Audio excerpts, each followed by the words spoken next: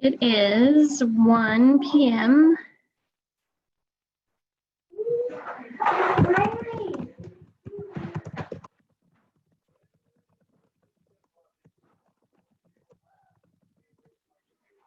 So today, the only things that we have on our agenda is to have an update from Public Health and Rocky Mountain Family Practice. Dr. Lisa Swerdlinger, who is our Chief Medical Officer, on the COVID-19 pandemic and data statistics for Lake County and the state of Colorado. So with that, I will turn it over to Colleen Nelson, who is our Director of Public Health, to get us started as we wait for Dr. Lisa to join us.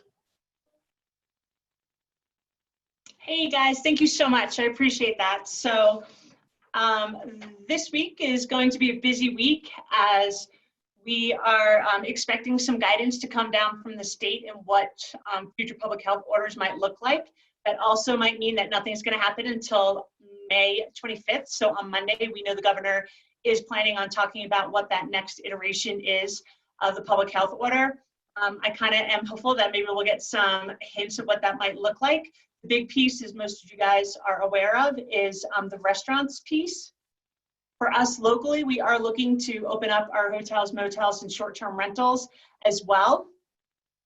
We do have a business meeting tomorrow morning at 10:30 for those businesses specifically to talk about what the expectation is, because we've changed a little bit of the protocol, but we'll give the most updated information tomorrow because of the fact we're trying to streamline that process, make sure that folks understand it, and that they're poised and ready to go on June 1st. As you can imagine, that'll take some time.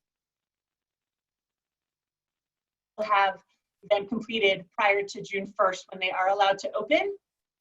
Some, like the hotels, motels, and short-term rentals, it's a pretty straightforward guideline that we are almost done developing, where basically it will be, yes, you recognize the guideline, yes, you can work within that guideline, and it's more of an attestation, like, hey, you're signing saying that you recognize it and you can operate within those parameters, so that if something was to happen compliance-wise, we can show folks, educate them, say, hey, you said you were able to do this, it looks like that's not happening, let's work together. So as always, we talk about some of those like enforcement pieces. It's more about education and bringing folks back into compliance. That would hold true for the restaurants. The restaurants are a little bit more complicated because of the different services that they provide compared to hotels, motels. But like I said, tomorrow morning at 10:30, we will work through that with everybody. So that's kind of the pieces that are happening. We are going to have our community meeting is scheduled tomorrow night from 6 to 7 in English and 7 to 8 in Spanish. We do have links out for that as well. And so basically it's an opportunity for our community to come and chat with us and see what's happening, answer their questions, trying to figure out what that next stage looks like. And obviously still focusing on, the 4 key components that we keep talking about, which is, the social distancing, the wearing of face coverings in public. We're also working with our city, county, and nonprofits to ensure that they'll be ready for whatever that might look like for them in June 1st. And so I think, June 1st seems to be the day that we are gonna, crack that door open a little bit more, allow some more places to be open, if you will, in conjunction with the governor's orders, which, like I said, we'll get an update on that on May 25th. Trying to look through, we continue to work, with the recovery piece and see what that looks like. Obviously, Janine McGee is, working on that with the Department of Human Services, and I know Kayla sits on that, and we've all been kind of working together. Just reading through my notes to see where we're at, to see if there's anything. I have a call today with the CDPHE director to kind of see where we're at as public health agencies and moving forward and making sure that we have the support. So I just want to say thank you so much to our commissioners who continue to support, public health and this community, and, and kind of moving things slowly as appropriate forward. So I have to say that I'm very thankful for that, as we know that that's not necessarily happening in other communities. And yeah, just kind of keeping in touch with the high school. The high school is graduating this weekend. We have worked out a plan for them to provide graduation. And so that is going ahead on Saturday. In groups of 10, as much as we want to support our seniors and be there for them. it'd be really difficult if everyone is gathering in groups, and kind of defeats the purpose of what we're trying to avoid of disease transmission and bringing a lot of folks together. So we ask that you please be mindful. I know the school district was pushing out a message around that. And I think we are working on some new campaigns to kind of normalize the wearing of face coverings in public. We are going to ask, and you'll hear this on the community meeting tomorrow night, we are going to ask for folks to, you know, send us a picture of you and your mask, and so that we can kind of show in public. Obviously, I'll take any feedback if we think that's not the best idea, but I thought it's really fun and play-filled versus, you know, this very, like, it has been coming out across as a very, like, you know, a regimented thing versus like a very, hey, this is what we do, this is our new normal. So trying to kind of work on that piece. And I think that's kind of the big pieces for this week. And obviously, Dr. Lisa has joined us, and she can kind of provide where we're at, an update on that, and we can go from there. Hey, Colleen, this is Kayla. This is Kayla. I have one question. I posted the business town hall on our commissioner planner for tomorrow at 10 a.m. Can I just have maybe Beth look over the Zoom information to make sure that it is accurate? Yes, and the meeting's actually at 10:30. Okay.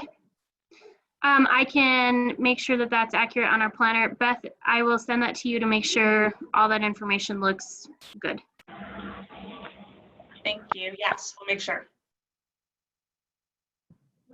Can I ask you a question, Colleen? Yes. Sarah Mudge. Hi. I am wondering if after June 1, as June 1 is our next big step, right? And I'd like to, my understanding is that even if something different comes out from the governor on the 25th, we're still shooting for June 1. So I want to make sure that we all have that date and that timeline set for next steps, even if there is a capability coming down from the state. And have you been talking about any comfort level in like setting forth kind of, you know, that's kind of our next big step, and then waiting 10 or 14 days before moving into a next, I hate to say next phase, but I mean, I don't know if we're necessarily moving into the next phase, but taking a next step, I guess, if you will. Do you feel comfortable setting forth any timeline like that for folks, so that there's, you know, I think that's a possibility, and obviously, you know, Lisa will talk about the data and we can kind of go from there, but you are correct, right? So as we continue to do these little pieces, it's really important that we recognize that we don't know the effects of what's happening like today or June 1st, right? That first week until at least 2 weeks after, to see if there has been, you know, an increase in, you know, the spread and or infection rate, you know, in our community. So I think, you know, come June 1st, that we might have a little bit more comfort around saying, hey, we're going to reevaluate. And that's kind of in the piece of, you know, we'll reevaluate at this point. And that's, you know, a date that, you know, Lisa and I can kind of discuss and figure out, so that we kind of get folks on a timeline. And what that might look like is kind of, to your point, Sarah, is moving into the next phase, you know, that we have adopted, you know, that framework that shows us the green circle, the blue square, that we might have that opportunity to move into, you know, that blue square by the end of June.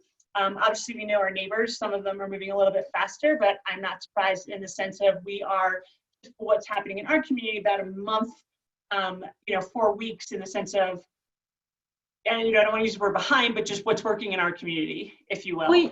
Yeah, no, absolutely. And I think it was helpful moving into this June 1 and people's questions about whether or not we'd get a variance or we'd be allowed to do this or that. And I just think being able to provide that clarity or stability in, you know, holding to that June 1 date on our next steps has been helpful for us all. And I think, you know, from what we're gathering from the governor's office is that there will be some recommendations. Obviously, we're kind of coming up with, or guidelines, probably better for like restaurants specifically, because they will not be able to open at 100%. There are going to be, you know, parameters in order to social distance well in those establishments. So, you know, even recognizing that piece that, you know, nothing truly is opening up 100%, like hotels, motels, short-term rentals, the going request right now, guidelines, and we'll push this out, is to wait for 24 hours between when the first person leaves and then when you clean it. So to give that, you know, room and like, air out is not the right word, and Lisa, you can jump in, but,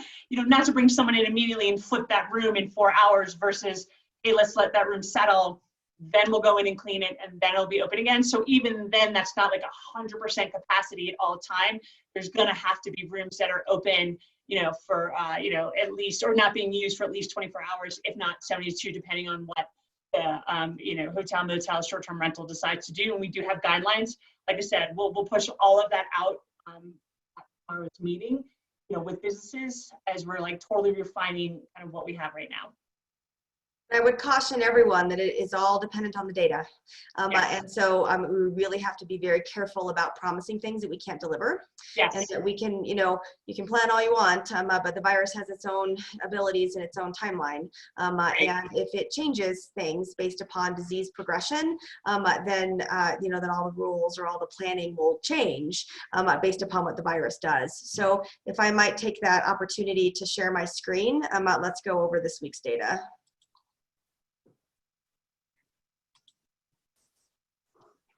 Can everybody see that okay? Good, okay. All right,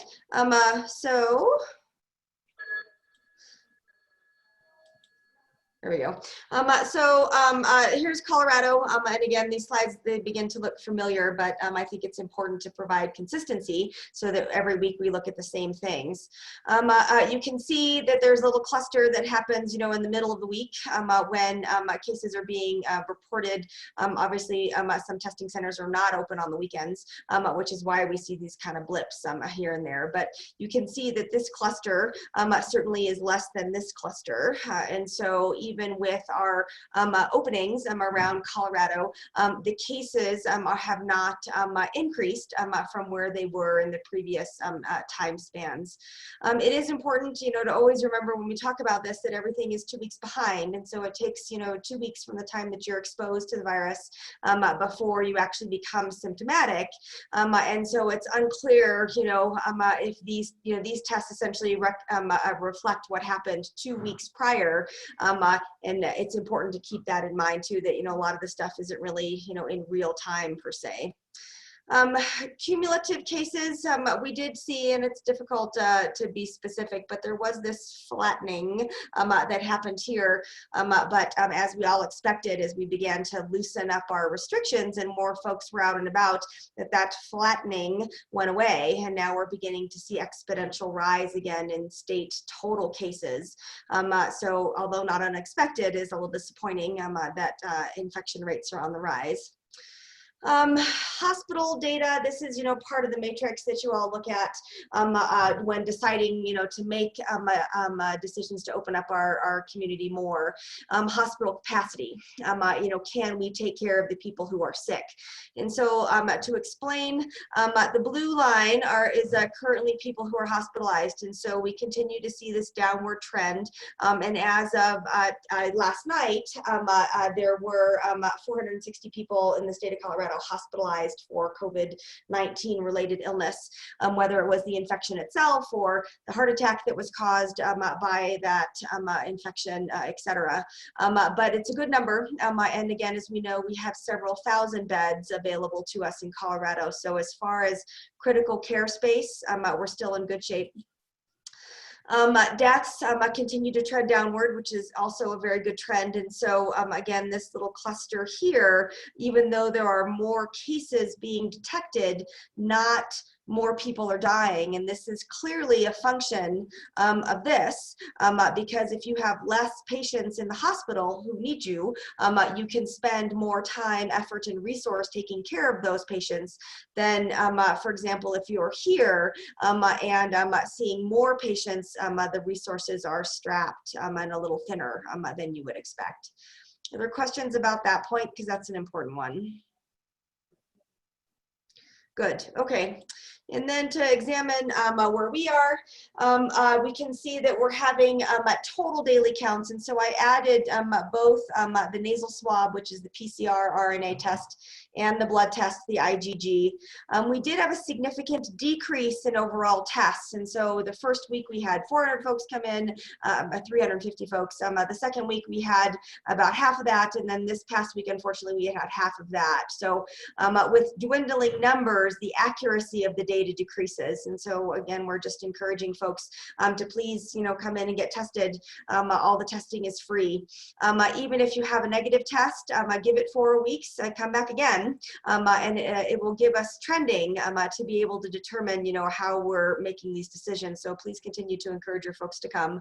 But as we've seen in the nation, we had this peak in April, and then we continue to trend downward. But it's important to see that we are still having cases come in. We had several days there in the second week in May, at the beginning of the second week in May, and again at the end of the first week in May, where we had 0 cases at all. But we're now seeing the smatterings of folks come in, which again is what we had expected. This next is the cumulative, and you can see that there was this lovely flattening of the curve that I did tell you about last week, but unfortunately, here we go again. And we have a steepening of the curve, which is mirroring what's happening in Colorado, and of course, what we expected as we relax our social guidelines. The blue lines here are the RNA PCR tests, and it's interesting that we have not seen any acute infections for several days, for almost 3 weeks now, where there has been no RNA PCR tests that have come back positive. So good for us. People are not showing evidence of acute infection. They're not nearly as sick as they were earlier in this course. And then here is the total number of cases. I should say the IgG test. And if you look at our total numbers, they're around 30 now if you were to add the blue lines and the orange lines together. So although we have seen less sick people, obviously we're still seeing evidence that the infection is still out there. So the take-home points, we keep watching this percentage go down. Initially it was 17%, and then it became 15%, and now it's 11%. And that just tells us that our testing is increased. So we are seeing more folks coming in to get their test done. It also tells us that we're seeing less sick people who need medical attention with their COVID infections. We also have seen this number stay about the same. So, 3.5, 3.1, again, 3.5 this week. But it does show that only a very few of us have been exposed to the virus and have evidence of antibody reaction to the virus. And so, again, I keep hammering home that we are nowhere close herd immunity, and that we still have a long way to go before our population develops enough IgG to this infection. Here's our local hospital data, and again, as it looks like with the, the state of Colorado, we had our little peak here in March, but our trend is downward. And although we have a little smattering of cases in April, we have had no cases of people who needed to be hospitalized here in Lake County for COVID-related illness. Now, obviously, this doesn't allow us to capture people who are seeking care elsewhere outside of our county, but at least we know that here in Lake County, we are not overwhelmed as the medical community. St. Vincent's Hospital is very well prepared for what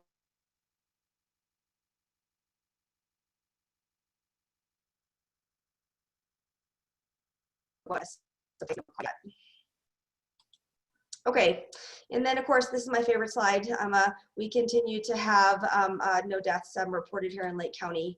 And then just my little take home is the same every week with the changing of the time course, but still, we're doing a decent job with, what we've done at least 2 weeks prior to be able to gather this data. I am concerned with just my personal observations with people walking into my office or people out in the community not wearing their facial coverings and what that might mean for us as we move forward through this process. And I hope that we can, continue to address that with our community members how important it is to cover your face and why that matters. But thus far looks good, and I'll certainly you know, be available for questions really anytime. But now, if anybody has anything they'd like to ask, please let me know. Lisa, this is Kayla. And I had read an article in the Summit Daily about Eagle County having the lowest fatality rate in the country in regards to COVID illnesses. When you're calculating the fatality rate, you would only calculate that rate if an area has seen or experienced a death related to COVID, correct? Correct, and so that number is misleading. That's what do they call that? A little spin on that information. There's a little spin on that because they transfer their ill patients out. And so they die in Denver, which is you know, different obviously than dying in Eagle County. There is a lovely graph on the Colorado Department of Public Health and Environment's website that looks at relative risk of dying in particular counties in Colorado. And of course the big cities are bigger because that's where all the people you know, pass away most of the time. But there is a graph that shows that in Eagle County is certainly not the safest. You know, because they have enough cases. Thank you. I just thought that was kind of curious because we've had no deaths, and so right. I was, you know, when you're just looking at the article headline and it says Eagle County has the lowest fatality rate, then you kind of have to question or wonder where we would fit into that picture. And so after reading through the article, it sounded like, even though they didn't explicitly come out and say, that you have to have death to be able to calculate.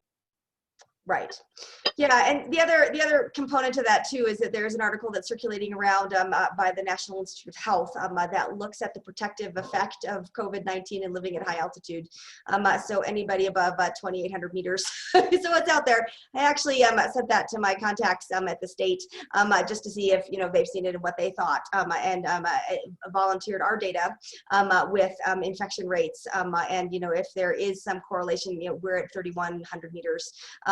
And so, you know, if there's anything to say about, you know, living in Leadville and being healthy, so that's largely unknown at this point, but you'll read that article and it looks good, but there's, you know, obviously no way to substantiate the data. None of that data went through an internal review board.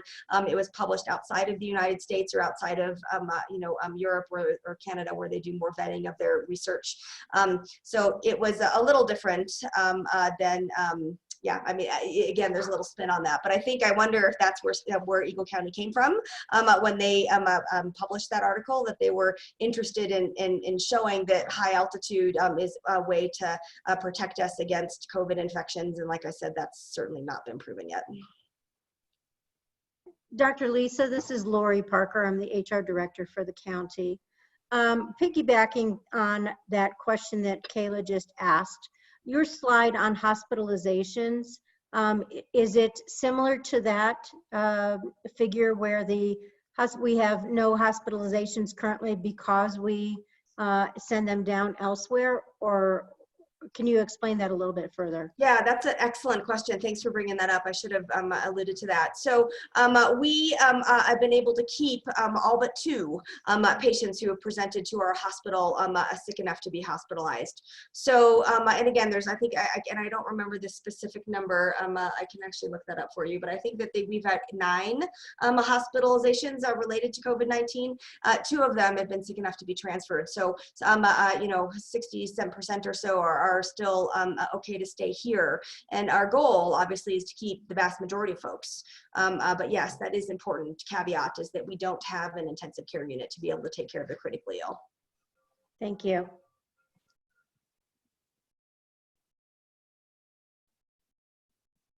Great. All right, everyone. Thank you. Thanks, Lisa. Thank you, Lisa.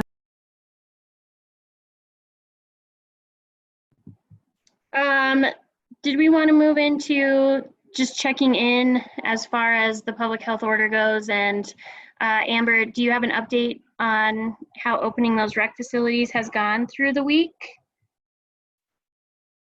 Yeah, I think it's been okay. We went out last Monday, put up all of the signage, taped off all the playground equipment, and Karen and I went back out yesterday to check on things. Every single playground had the caution tape removed, so we had to fix every single playground. So people are definitely not following those orders, and really frustrating because we had a voicemail yesterday from someone who lives next to Kitty Corral saying that almost immediately after we taped it off, somebody came and ripped it down, and it appeared to be the same group of folks that ripped it down the time prior to that. So it would be really helpful to figure out that enforcement component, especially if we're going to leave these pieces of facility closed, because it's just not feasible. Every single playground that we went to yesterday was empty, so we can't monitor them all the time. There are not particular periods that we haven't found a pattern for when the high use is. It's never when we're there.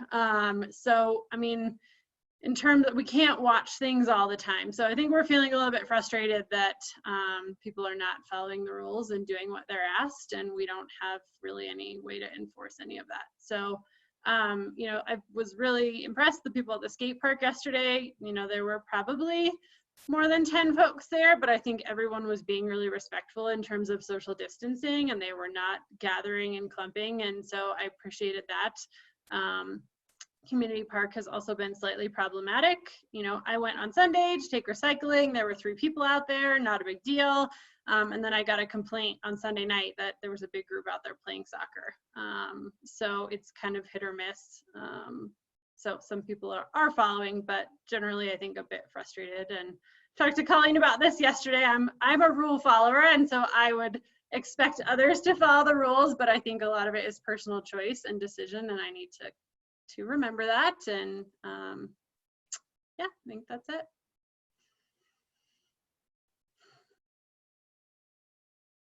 Thanks, Amber. Sarah and Mark, I did have an email from Sheriff Reyes at the end of last week. She's been working on some enforcement pieces with Bruce Brown. And so when we regroup with them next Monday, they should have kind of an idea of what enforcement will look like for some of those pieces. And I would imagine that it addresses those things like you're referring to, Amber, with folks that are going in and tearing down the caution tape or whatever that might look like, so that, you know, we can enforce to at least to those people. So we will meet with Bruce again next Monday and go through his potential draft for enforcement on that. So Colleen, do you have any further updates for us in terms of the public health order or the public health realm, or what our next public health order will look like? Yeah, I think, you know, as you know, we continue to talk about like what the new normal is. So there's still going to be, you know, the social distancing pieces aren't going away. So that will continue to be, you know, 6 feet apart, you know, cloth coverings in public, washing your hands, you know, not showing up to places when you're sick. And so all of those pieces will still be in there, but what will be changed is, you know, in the lines of restaurants, hotels, motels, and short-term rentals, in the sense of just kind of highlighting, you know, the need to have the guidelines, social distancing protocols, you know, approved through Lake County Public Health. So we are looking at that this week in anticipation of, you know, having that changed by the end of next week. And obviously, I always like to try to push them out a couple of days earlier before they go into effect. So, you know, so that what day is that? Because it would be Monday, is that correct? Or Saturday? No, yeah, it would be Monday, right? Would be June 1st. So our plan would be to have them out by the end of next week, after we see kind of what Governor Polis is looking to do, if you will. And so, you know, we'll get more information about where Polis is at. You know, it might, you know, we just have to see where Governor Polis is at and where we're comfortable, in the sense that, say he decides to do something that we're not comfortable with yet, you know, obviously we'll look at the data. You know, one of those pieces is we see, you know, in other communities that, you know, they might be increasing group sizes to 50. You know, we can have that conversation, you know, next Tuesday, if that's the information we hear on Monday. You know, are we comfortable? And that kind of puts us in a hybrid, if you will, between, you know, the two phases, if you will, like the green circle and the blue diamond. But I think, you know, it's important to note that we are looking at the data. We are trying to figure out, you know, what's best for our community. And obviously, you know, we'll support the governor's orders, but we always have the opportunity to be more strict.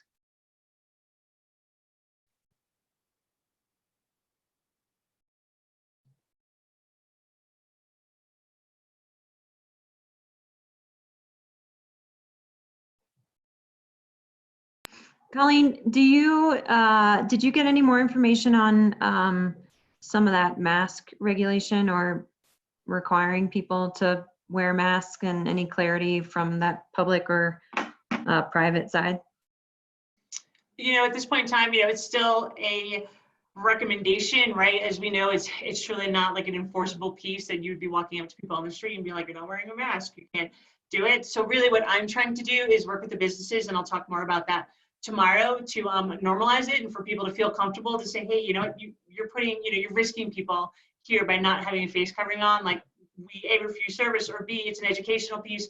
We're talking about having like a little, you know, educational thing that they can hand to them to say, hey, you know, this is why we're doing this. And then, you know, hey, next time you come in here, please, you know, have a face covering on, so that we can have it unified. But we have to make sure that the businesses are comfortable. And I think the education piece, and I think that goes back to even, you know, with, you know, Sheriff Reyes, and trying to figure out, like, if we continue just all push the same message all together, and as a community, we really recognize the need for those, you know, face coverings, the better we are at, you know, having folks who is like, hey, you want to come in and you know, play in our town, then this is what the expectation is, in a way. And so I think, you know, the more that we can normalize that and make everyone, you know, businesses feel comfortable, because technically they can refuse service. They do have that ability. We did work through that last week, but they do have the ability to refuse that. And so we have some signage, you know, probably not the no mask, no, you know, shoes, no shirt, no service, but more of like, hey, this is, you know, please wear masks, or, you know, face coverings. And I think my question is just to make sure that we're clear with, you know, us as a public entity cannot refuse service. We can make accommodations and do that educational piece, but I think that I'd like to just be sure that I can, you know, we can tell private business owners that they can certainly require people to wear masks. They have the ability to not, right. But I think, you know, we also know that there's some hesitation in the sense of, you know, nobody wants confrontation. No one is just like, sure, yeah, you know, kind of thing. And so I think, you know, just being mindful, and if we can give them more tools of like, hey, this is like from our public health agency, like a little square paper, you know, English and Spanish of, you know, this is why we're doing it. And, you know, part of my presentation tomorrow is kind of talking about like the 4 pillars of, you know, what we're doing. And when you think about like all of these different measures, you know, work in combination to keep that infection rate low and slow the spread, versus like just doing one. So it's just not about face coverings. It's about like, you know, washing your hands and good hygiene, you know, and then it's face covering is the second piece. And then the third piece is screening, right? Making sure, hey, if folks are sick, do not come, you know, work, don't come to my business, send folks home, you know, and then the other piece, you know, we just recognize that, you know, the social distancing piece, right? Like we recognize that that's been super helpful, flattening the curve and, you know, doing what we expected to do, and essentially to get to the point where our healthcare system is, you know, competent. I mean, across the state, not just here, in the sense of being able to handle what we know is going to be an increase as we start to loosen up these parameters. The other thing I just want to say out loud too is, you know, what a marketing ploy, right? I mean, have a facial covering with your business name on the front of it, right? I know. So, you know, instead of just handing them, you know, a card that says, you know, please wear your mask, and oh, here's a facial covering for you that has my business name on it. You know, there are lots of creative ways, obviously, to make this a little bit more palatable for people. The other thing I just, you know, I think so. Yeah. I think along those lines, Lisa, like I'd said, like, hey, and if there's like a retail store that's selling things, like, oh, just go across the street, grab one and come back, you know, kind of thing, and everyone's supporting everybody else, then, you know, yeah. I think the more unified we are in that, I think the stronger the businesses and more confident people feel it's saying those things. Because it's new to all of us. Well, and the other thing that, that we learned from New York City was that it is very slow to turn your Titanic. And so what we will notice is that it will take weeks for us to recover if we have an uptick in infections that, is significant. And so, people are saying, well, hey, things are great now. The numbers look fabulous. Well, that's true. But 2 weeks from now, they may not. And if we want them to come back to where they are now, it might take 4 to 6 weeks of a complete, shutdown again for us to get there. So this is not a fast moving procedure. Yeah, I appreciate that, Lisa. Thank you. And I do agree. And I think too, I will share personally that I do have family in New York. They're still on lockdown, and they feel better about that, at least in my own family, in the sense of versus opening and then being shut down again. They can kind of maintain, they can kind of hold strong in the current realm, but if they open and shut again, it sounds, at least, that would be more challenging to a lot of, my family and friends that are there.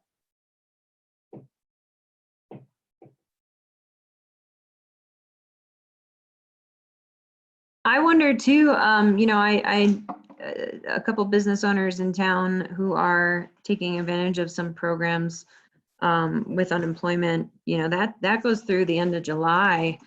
And it's easier, like you said, to kind of remain shut down, continue to be eligible for that program through the end of July. So I do hear that people are taking that route.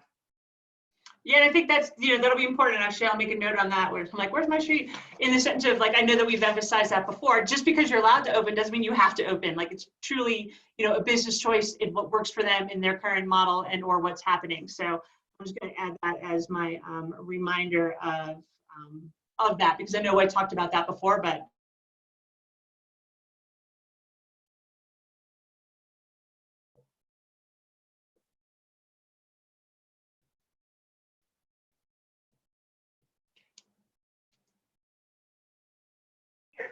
Commissioner Glenn, do you have any questions for Lisa, Amber, Kaylee, or Colleen? No, I don't have anything. All right. I think I feel pretty good with the information that y'all have shared with us today. Commissioner Mudge, do you have anything else at this point? Nope, not right now. Thank you very much. All right, thanks. I feel like with the public health piece of the update on our meeting today, I think we're pretty good. So Colleen and Lisa, thank you so much for joining us today. I sure appreciate your time. yeah, And we'll be sending folks your way. Yeah, more testing, please. Thank you. Question, just because I see Jeff Fiedler here, put him on the spot for a school board. Are there any? I'm curious if there are any updates from the school board side to share with us.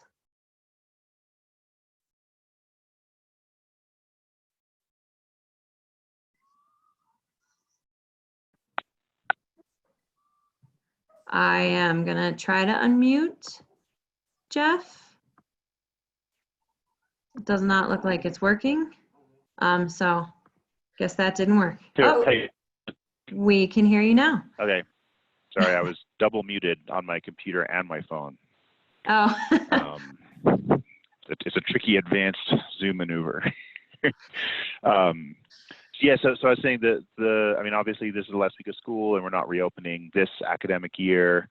Planning is for how to deal, in starting mid-August onwards. And I think that's so far in the future that it's really just different scenarios.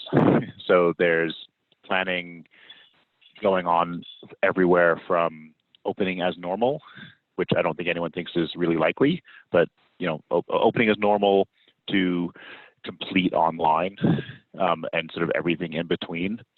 So I think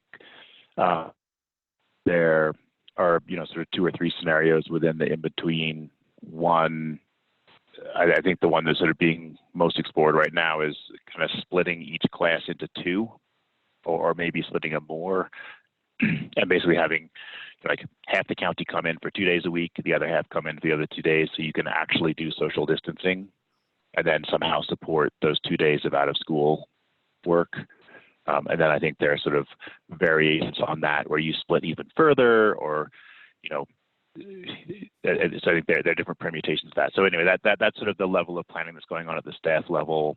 And then the other big unknown is, you know, we're supposed to have a budget for next year finalized in 4 weeks, but we don't know what our budget is. We're being told to plan for a 10% reduction. At the same time, we need to do more to prepare. So, you know, again, I mean, just being honest, like flying blind a bit in terms of the resources we have to implement any of those scenarios I just talked about. So we're just going to keep, you know, we're going to follow the state CDE guidance on what our budget planning should be. And I'll just say with that, I mean, again, without knowing what our budget is, like first and foremost, we're going to try to squeeze every on-staff budget line item. So the potholes in front of the high school will most likely remain. And we'll do everything we can not to lay off or furlough or pay cut anyone. Because I think that's, you know, we need to be mindful of the impact that'll have on the community if we get forced down that road. So again, at this point, we think we can squeeze by even at a 10% reduction without any staff reductions. But it's, as you can imagine. Yeah. Yeah, hey, I understand that you have a committee that is being formed now to talk about options for opening up your school district, and I would love to volunteer for that. There are some very interesting pieces of data collection that can happen in a smaller school district that our larger neighbors can't do. You know, I'm thinking of widespread, you know, testing to try and help you stagger student participation in your classrooms. And so if you would allow, I would love to volunteer for that committee that's forming, just to talk about how that might work.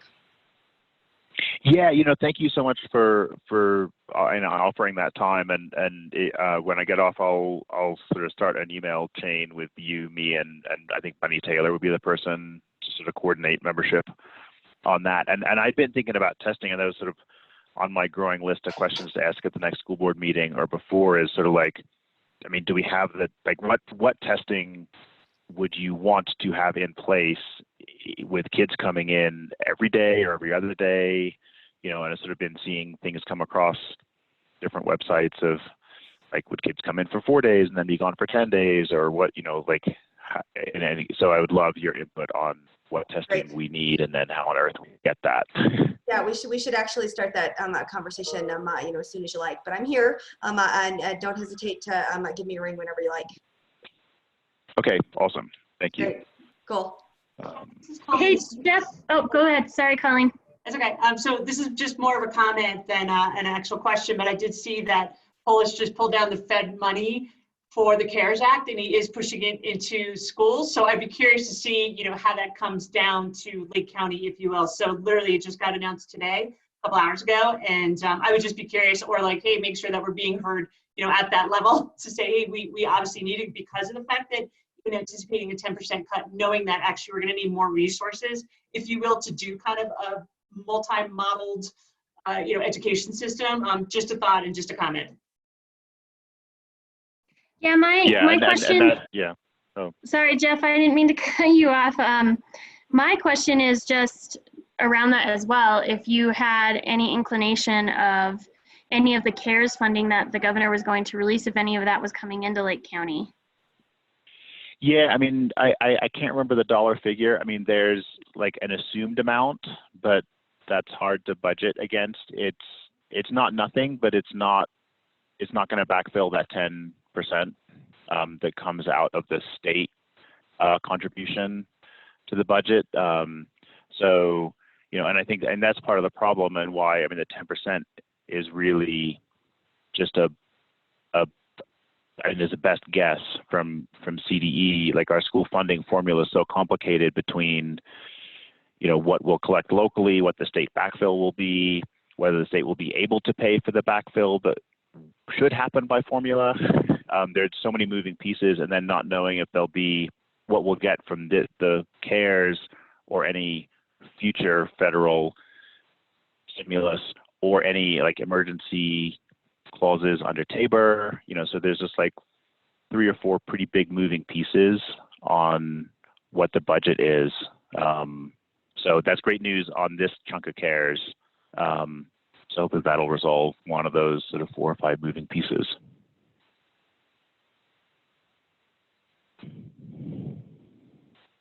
Jeff, is there any talk and expectation in further partnerships with any county entities for programming support? Sorry, could you say a little bit more about that? You mean like over the summer or the 5th day programming for next year? Yeah, either. Yep, either really. I don't know that you've gotten to that conversation yet with as much as you have to juggle right now. Yeah, and certainly that hasn't bubbled up.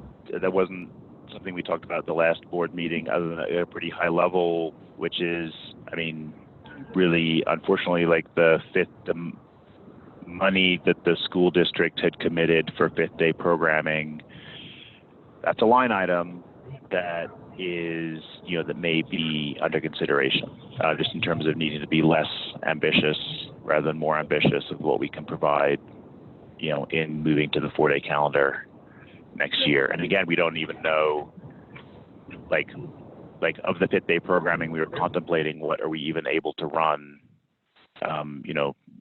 social distancing wise.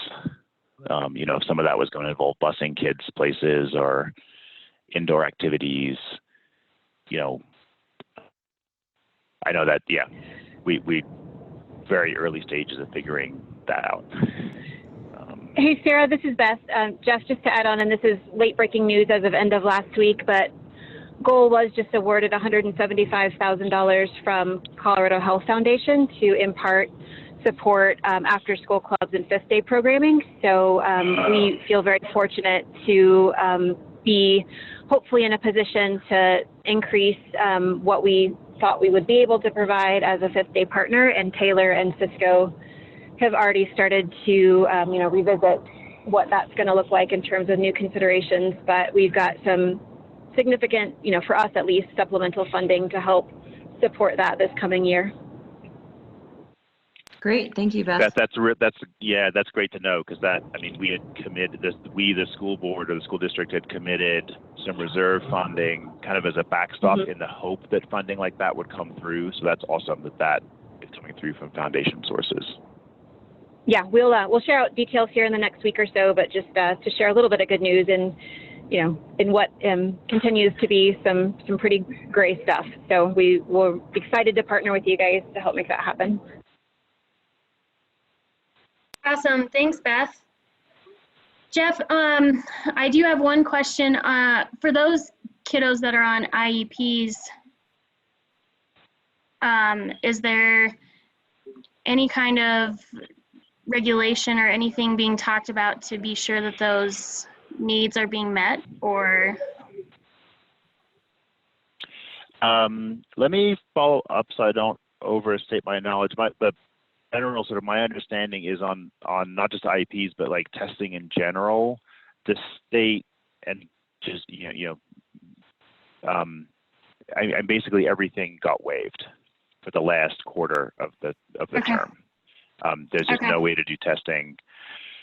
In terms of IEP support, let me check in and see. I'm actually not sure what individual sort of attention or follow-up was being devolved there. I'll say just personally, as I thought about having kids at home myself who aren't on IEPs, I can't even imagine how hard that has been for parents and kids with IEPs. So I'll get back to you on how that's been handled. I'm pretty sure though that all state requirements have been